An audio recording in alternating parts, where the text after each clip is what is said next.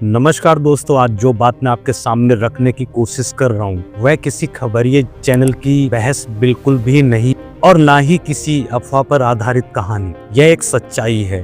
सच ये है, भारत में जंग शुरू हो चुकी है। हो सकता है अभी ये बात आपको बहुत बड़ी बिल्कुल नहीं लग रही हो, लेकिन जब आप पूरी बात जानेंगे, तथ्य के साथ सारी बात गहराई से समझेंगे, लगेगा कि जंग शुरू हो चुकी है। क्या हम जंग को सिर्फ हथियार के बेस पे समझ सकते हैं? हमारे देश में जब भी जंग शुरू होती है, सबको एक ही चीज लगता है, क्या टैंक चलेंगे, क्या मिसाइलें छोड़ी जाएंगी, क्या टीवी पर ब्रेकिंग न्यूज आएगा। असल जंग वैसी बिल्कुल नहीं होती जैसा हमें मूवियों में दिखाया जाता है। असल जंग तो बहुत चुपचाप से होती है। आर्थिक नीतियों से चालू होती है, साइबर अटैक से चालू होती है, वह सोशल मीडिया पर झूठे नैरेटिव फैला करके होती है। और जब तक आप जानते युद्ध चालू हो चुका है, तब तक बहुत देर हो चुकी होती है। भारत इस वक्त 3 दिशाओं से युद्ध लड़ रहा है। चीन की सीमा पर, पाकिस्तान की आतंकी साजिश से, और सबसे बड़ी बात देश के अंदर गद्दारों से। तीनों जंग एक साथ चल रही है और ये बहुत खतरनाक है भारत देश के लिए। मीडिया इनको आपसे बहुत दूर रख रहा है। चीन साइलेंट मगर चालाक दुश्मन। कुछ महीने पहले आपने देखा, चीन अरुणाचल प्रदेश में सड़कें बना रहा है। PLA के जवान हमारी सीमा के नजदीक में डेरा डाल के बैठे हुए हैं। डोकलाम, गलवान जैसी घटना तो सिर्फ एक ट्रेलर थी। चीन की शुरू से कोशिश रही है भारत को हर तरफ से घेरने की, लेकिन इन सब के बीच में मीडिया आपको क्या दिखाता? IPL, इंस्टाग्राम रील्स और ये फिल्मी गपशप। क्योंकि अगर आप जागरूक हो गए तो आप सवाल पूछोगे सरकार से, सवाल पूछोगे उस मीडिया से। और सच्चाई कभी कभी सिस्टम और सरकारों को चुभती है। पाकिस्तान आतंकवाद की फैक्ट्री 22 अप्रैल 2025 जो पुलगांव अटैक में हुआ, धरती के स्वर्ग कहे गए कश्मीर में हुआ, वह कोई अचानक से की गई हरकत बिल्कुल नहीं थी। वह एक प्लान था, एक सिग्नल था। पाकिस्तान कुछ बहुत ही बड़ा करने वाला है। पाकिस्तानी कभी सामने से नहीं लड़ते, वह आतंकवादियों के पीछे छिप कर वार करते हैं, ड्रोन से हथियार भेजते हैं और सोशल मीडिया पर बहुत बुरी तरीके से भारत को बदनाम करने की कोशिश करते हैं। और हमारे देश के अंदर कुछ ऐसे यूट्यूबर, कुछ ऐसे एक्स के अकाउंट और कुछ बुद्धिजीव उनके इसी एजेंडा को आगे बढ़ाते हैं और इसे नाम दिया जाता है फ्रीडम ऑफ एक्सप्रेशन। अब सबसे खतरनाक हिस्सा आता है, देश के अंदर जो जंग चल रही है। हर दिन लाखों फेक न्यूज फैलाए जाते हैं। देशद्रोह का बहुत तरीके से एजेंडा फैलाया जाता है। सोशल मीडिया से लेकर के कॉलेजेस में ये सबको बहुत अच्छे तरीके से बढ़ावा दिया जाता है। साइबर अटैक होते हैं बिजली, इंटरनेट और बैंकिंग सिस्टम पर। और हम क्या कर रहे हैं? नेटफ्लिक्स देख रहे हैं और इंस्टाग्राम पे स्क्रॉलिंग कर रहे हैं। जागो भाइयों, हर मोर्चे पे हमला हो रहा है और हमें इस चीज का बिल्कुल अंदाजा नहीं है कितना बड़ा ये हमला है भारत के ऊपर। सरकार की तैयारी है बिल्कुल चुप्पी। अब सवाल ये कि सरकार को कुछ पता नहीं इस बारे में? हाँ, सरकार को बिल्कुल सब कुछ पता है। हमारी सेना भी अलर्ट पर है और हमारे जवान भी चौकस है। लेकिन ये सारी बातें आम जनता को बताई नहीं जाती, क्योंकि अगर बताया जाएगा तो लोग घबराने लग जाएंगे। सेंसेक्स गिरेगा, निवेश रुकेगा और विपक्ष हमेशा की तरह हल्ला करेगा। लेकिन इन सब के बीच में सबसे बड़े सवाल, आप कहाँ पर खड़े हैं? क्या आप इस जंग को समझते हैं? क्या आपके परिवार और दोस्तों को इस खतरे के बारे में जरा सा भी आशंका है? क्या आप सोशल मीडिया पर सच फैलाने में साथ दे रहे हैं, या आप भी उस भीड़ का हिस्सा बन रहे हैं जो कहता है मुझे क्या करना, मुझे क्या पता, मैं आखिर कर क्या सकता हूँ? दोस्तों, जब हमला देश पर होता है, हर नागरिक एक सैनिक होता है। भारत में जंग शुरू हो चुकी है। यह गोलियों से नहीं, इरादे से जीती जाएगी। इस बार लड़ाई सिर्फ बॉर्डर पर नहीं, आपके घरों तक आ चुकी है, मोबाइल में, सोच में और खबरों में। अगले हिस्से में हम उस दुश्मन की बात करेंगे जो चालाक है और साथी। जुड़िए, क्योंकि अगर आज आप नहीं समझे तो कल बहुत ज्यादा पछताने वाले हैं आप। चीन की चाल, चुपचाप घेराबंदी और भारत की इसलिए क्या है तैयारी। पिछले भाग में हमने बात करी थी भारत में एक जंग शुरू हो चुकी है।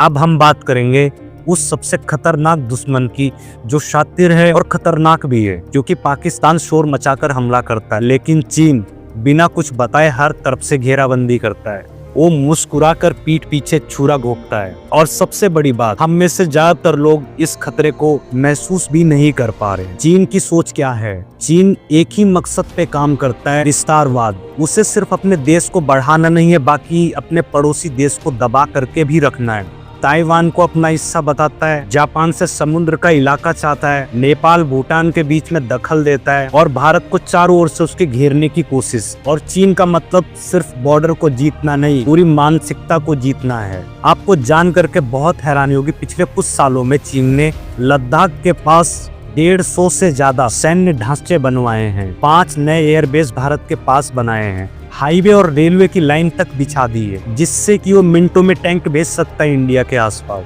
50,000 से ज्यादा PLA जवान बॉर्डर पर हमेशा तैनात रहते हैं। यह सब कोई अचानक से नहीं हुआ, यह एक ठंडी सोची और समझी रणनीति है। लगवान डोकमाल तो बस एक शुरुआत थी। 2020 में गलवान घाटी में जो टकराव हुआ था वह कोई छोटी झड़प नहीं थी बिल्कुल। तो चीन की तरफ से एक टेस्ट था कि आखिर भारत का बर्ताव क्या आता है इस युद्ध पे। 2017 में डोकलाम में चीन ने सड़क बनानी चालू कर दी, सीधा भारत की सिक्किम सीमा के पास। 2022 में अरुणाचल प्रदेश तवांग में चीन ने घुसपैठ करने की कोशिश करी। यानी हर साल 2 साल में चीन ये नापता है कि भारत कितना ताकतवर है या भारत उसके हमलों का किस तरीके से आंसर करेगा। और सबसे महत्वपूर्ण बात, अगर हम जरा सा भी कमजोर दिखे तो वह आगे बढ़ेगा। भारत की जवाबी तैयारी, क्या हम तैयार हैं या हम कमजोर हैं? अब सवाल आता है क्या हम तैयार हैं? यह लेकिन बहुत बड़ा है, क्योंकि तैयारी सिर्फ सेना की नहीं होनी चाहिए, जनता की सोच की भी होनी चाहिए। अब बात करते हैं भारत की असली तैयारी क्या है। 2020 के बाद फ्रांस से लाए गए राफेल फाइटर जेट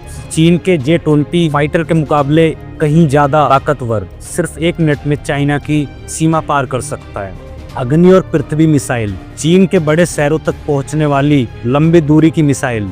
भारत के पास अब सटीक GPS गाइड्स का हथियार है। साइबर डिफेंस, DRDO और IB मिलकर साइबर अटैक को रोकने के लिए नया सिस्टम बना रहे हैं। BRO ने पिछले 5 सालों में 4000 किलोमीटर तक नई सड़कों का निर्माण किया है, ताकि सेना तेजी से मूव कर सके। फॉरवर्ड पोस्ट पर जवानों को तैनात कर रखा है। इंडियन आर्मी के जवान खड़े हैं, लेकिन तैयारी सिर्फ हथियारों की नहीं। हम सबको समझना पड़ेगा सिर्फ हथियार और सेना काफी नहीं है इस वॉर के लिए। हमको तैयार रहना पड़ेगा, मानसिक रूप से, आर्थिक रूप से, राजनीतिक तौर पे और सबसे ज्यादा सूचना की लड़ाई में। क्योंकि चीन क्या करता है, वह सबसे पहले सोशल मीडिया पर प्रोपोगेंडा फैलाता है और फिर हमारे मन में शक भरता है और फिर धीरे धीरे हमला करता है। आपने सुना होगा चीन की नीति मोतियों की माला बनाना चाहता है। क्या है आखिर इसका मतलब? चीन ने श्रीलंका, पाकिस्तान, बांग्लादेश, म्यांमार हर जगह अपने बंदरगाह बना रखे हैं, ताकि भारत को चारों तरफ से घेर सके। सोचिए, अगर कल जंग चालू हो जाती है तो भारत को सिर्फ LAC पर नहीं, बल्कि समुद्र, साइबर और कूटनीति हर जगह अपना लोहा बनाना पड़ेगा। भारत के पास क्या है? अब बात करते हैं हमारी सबसे बड़ी ताकत क्या है। हमारी सेना दुनिया की सबसे नंबर 1 बहादुर सेना है। अगर हमारी जनता एकजुट हो जाए तो हमें कोई कभी हरा नहीं सकता। हमारी टेक्नोलॉजी ISRO, DRDO जैसी संस्था दुनिया में सबसे आगे है। हमारी कूटनीति, भारत अब अमेरिका, जापान, फ्रांस जैसे देशों के साथ मिलकर स्क्वाड अन्य सुरक्षा समझौते में शामिल है। मतलब साफ है, अगर चीन आगे बढ़ता है तो उसे सिर्फ अकेले भारत से नहीं लड़ना पड़ेगा, बल्कि पूरी दुनिया से लड़ना पड़ेगा। अब हमें क्या करना चाहिए? देश में जुड़ी खबरों पर ध्यान दे, फालतू के सोशल मीडिया पर फालतू के झूठे नैरेटिव फैलाने की कोई जरूरत नहीं है। चीन के प्रोपोगेंडा को पहचानो, देश के साथ खड़े रहो जब देश को जरूरत है आपकी, सेना का सपोर्ट करे और सरकार की सोच को समझे। चीन चुप है मगर वो चालबाज भी है, वह मुस्कुराता है मगर पीछे से वार भी करता है। और अगर हम आज नहीं जागे तो कल हमें अपने ही घर में कैदी की तरह रहना पड़े। ये सिर्फ सेना की जंग नहीं है, मेरी और आपकी भी जंग है ये। अगले हिस्से में हम बात करेंगे पाकिस्तान के चाल की, आतंकवाद, ड्रोन और अंदर बैठे कुछ गद्दार। जोड़िए, क्योंकि भारत की जंग सिर्फ बाहर नहीं, भारत के अंदर भी हो रही है। हमने देखा भारत की जंग न सिर्फ बॉर्डर पे चल रही है, बल्कि अंदर भी एक अलग किस्म की लड़ाई लड़ी जा रही है। चीन तो चुपचाप से घेरता है, मगर पाकिस्तान वह एक कमजोर देश होते हुए भी हिंदुस्तान की तरफ हमेशा आक्रमण करता रहता है। और सबसे बड़ी खतरनाक बात ये है कि उसके कुछ मोहरे हमारे बीच में ही पल रहे हैं। पाकिस्तान की सोच भारत को 1000 जख्म देना। आपको 1965 या 1971 की हार तो याद ही होगी। पाकिस्तान को जंग में सीधा भारत ने कई बार हराया, लेकिन फिर उसने एक रणनीति बनाई, यानी भारत को 1000 जख्म दो, छोटे छोटे आतंकवादी हमले करके आर्थिक नुकसान करो, और सबसे खतरनाक बात, धार्मिक भावनाएं भड़का करके हिंदुस्तान को तोड़ने की कोशिश। 1990 में कश्मीरी पंडितों का नरसंहार, पाकिस्तान ने भारत में प्रॉक्सी वॉर की शुरुआत कर दी। ISI ने लश्कर-ए-तैयबा जैसे आतंकवादियों का संगठन बनाया। भारतीय सेना और नागरिकों पर हमला करने की कोशिश। 2001 में संसद पर हमला, भारत की लोकतांत्रिक की सबसे बड़ी इमारत संसद पर हमला। जैसे मोहब्बत और LET के आतंकवादी शामिल। 2008 में 26/11 हमला मुंबई पर। पाकिस्तान से आए 10 आतंकी 3 दिन तक मुंबई को बंधक बना के रखे। 170 निर्दोष लोग मारे गए, पूरा देश हिल गया। 2023 और 2025 लगातार ड्रोन से हथियार भेजना, कश्मीर में सैनिकों पर घातक हमला। लेकिन सवाल यह है कि आखिर पाकिस्तान सुधरता क्यों नहीं है? क्योंकि पाकिस्तान को चलाती है सेना। ISI और आतंकी तीनों एक ही थाली के चट्टे बट्टे हैं। पाकिस्तान की अर्थव्यवस्था भले ही डूब रही हो, लेकिन सेना का बजट बढ़ता ही जाता है। और पाकिस्तान की सरकार एक नाम भर की सरकार है, असल में कंट्रोल किसी और के हाथ में है। भारत के अंदर बैठे असली गद्दार, असली खतरा है। पाकिस्तान सिर्फ LOC पर हमला नहीं करता, बल्कि वह यहाँ पर सोशल मीडिया, फंडिंग और राजनीतिक घुसपैठ। कौन है ये लोग, कहाँ से आते हैं? जो आतंकियों के मरने पर उनको शहीद का दर्जा देते हैं, जो सेना पर सवाल उठाते हैं मगर आतंकियों पे चुप रहते हैं, जो कश्मीर को भारत से अलग करने की बात करते हैं, जो सोशल मीडिया पर प्रोपोगेंडा फैलाते हैं। भाषा अलग है, इनके चेहरे आम हैं, लेकिन मकसद सिर्फ एक है। यूनिवर्सिटी मीडिया और सोशल मीडिया। कैसे होता है आखिर ब्रेन वॉश? पाकिस्तान की ISI करोड़ों रुपया खर्च करती है फेक NGO को फंड देने में, छात्र संगठनों को भड़काने में, सोशल मीडिया पर भारत के खिलाफ अफवाह फैलाने में।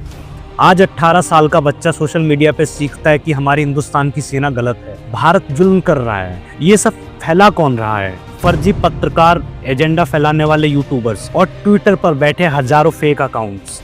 यानी पाकिस्तान ने बंदूक छोड़ करके अब मोबाइल स्क्रीन से हमला शुरू कर दिया। भारत का जवाब सर्जिकल स्ट्राइक से लेकर के बालाकोट तक। यह नया भारत है और भारत ने अब जवाब देना सीख लिया है। 2016 में सर्जिकल स्ट्राइक, उरी में सेना पर हमला हुआ था। भारत ने LOC पार करके उनके लॉन्च पैड उड़ाए। 2019 बालाकोट एयर स्ट्राइक, पुलवामा हमले के जवाब में भारत ने एयरफोर्स से पाकिस्तान के बालाकोट में बमबारी की। 300 से ज्यादा आतंकवादी मारे गए। NIA और IB की सख्ती। भारत ने कई जगह टेरर फंडिंग को रोकने की ज्यादा से ज्यादा कोशिश।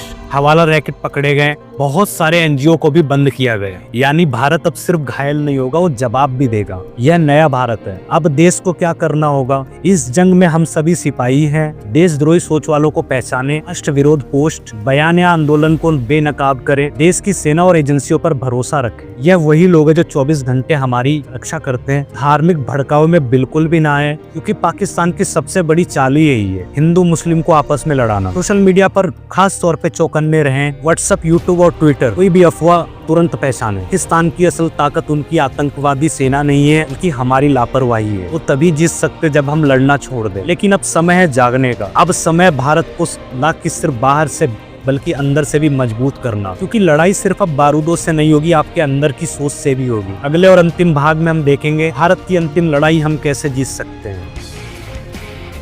अब तक हमने देखा भारत की लड़ाई सिर्फ एक देश से नहीं है, न सिर्फ चीन, न सिर्फ पाकिस्तान, बल्कि एक सोच से है। वो भारत को तोड़ना चाहते हैं। लड़ाई सीमाओं की नहीं है, यह लड़ाई हर भारतीयों की बन चुकी है। भारत की अंतिम लड़ाई सिर्फ एक युद्ध नहीं है, बल्कि लंबी लड़ाई है, जहां दुश्मन बदलते रहेंगे, चालें बदलते रहेंगे, लेकिन मकसद सिर्फ एक होगा: भारत को रोकना, भारत को तोड़ना, भारत को कमजोर करना। इस लड़ाई को हम सिर्फ गोलियों से बिल्कुल नहीं जीत सकते, हमें इसे दिमाग, एकता और इरादे से जीतना होगा। भारत का सबसे बड़ा हथियार है हमारी विविधताओं में एकता। भारत 140 करोड़ लोगों का देश है, जहां सैकड़ों जातियां, भाषाएं, धर्म, लेकिन जब देश पर बात आती है तो सबके सब एकत्रित हो जाते हैं। 1971 की जंग हो या 1999 कारगिल की जंग, हम हमेशा एकजुट होकर के ही जीते हैं। आज फिर से समय है हम जाति, धर्म और भाषा से ऊपर उठें और सबसे पहले हम अपने भारत देश को रखें। पाकिस्तान और चीन के लाखों फर्जी अकाउंट भारत के बारे में हमेशा कुछ ना कुछ अभद्र लिखते रहते हैं। हर न्यूज या वीडियो को आंख मूंद करके सच ना माने। फर्जी नैरेटिव फैलाने वालों के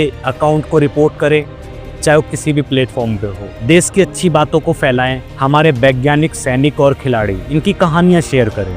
सेना और देशभक्ति सिर्फ 15 अगस्त को क्यों याद आती है तुमको? देशभक्ति साल में सिर्फ एक बार आने का कोई त्योहार नहीं है, यह रोज की आदत होनी चाहिए। अपने काम को ईमानदारी से करना, झूठ ना फैलाना, युवाओं की भूमिका भविष्य की चाबी। अगर भारत की असली ताकत कोई है तो आज के युवा हैं। आज भारत की औसत उम्र सिर्फ 28 साल है। करोड़ों युवा हैं जो बदलाव ला सकते हैं, लेकिन अगर वो भ्रमित हो गए तो दुश्मन की चाल कामयाब हो जाएगी। इसलिए युवक को चाहिए सोशल मीडिया से बाहर निकले, किताबें पढ़े और इतिहास को समझे और सवाल सवाल करना सीखें, पर देश पे नहीं, दुश्मनों पर। भारत क्यों जीतेगा? क्योंकि भारत सिर्फ एक देश नहीं है, यह संस्कृति है, भावना है और यह एक विचार है। भारत जीते है क्योंकि यहाँ की मिट्टी में त्याग है, यहाँ के लोगों में जुनून है और यहाँ की माओ के गोद में वीर पैदा होते हैं। भारत जीतेगा क्योंकि हमने 100 साल की गुलामी सही, लेकिन आत्मा नहीं मरी। भारत जीतेगा क्योंकि अब हम सिर्फ सहेंगे नहीं, बल्कि जवाब भी देंगे। और सबसे बड़ी बात, भारत इसलिए जीतेगा क्योंकि भारत का हर नागरिक इस युद्ध में भारत के साथ है। ये वीडियो देखने के बाद आप 2 रास्तों पर जा सकते हैं, बस देख के भूल जाना या फिर भारत की जंग में एक सिपाही बन जाना, जहाँ पर आपकी सोच आपका हथियार है, आपका सच और आपका साहस। आपका फैसला है कि आप इस भारत की लड़ाई में मेरे साथ हैं, क्या इस जंग में आप देश के साथ खड़े हैं। अगर हाँ, तो ये सिर्फ एक वीडियो नहीं है, यह आपके जीवन का टर्निंग पॉइंट बन सकता है। वीडियो को शेयर करिए ताकि देश जागे, कमेंट करे कि मैं भारत के साथ हूँ और ऐसे ही मुद्दे पर जागरूक बने, क्योंकि अब सिर्फ सेना की लड़ाई नहीं है, यह हम सब की लड़ाई है।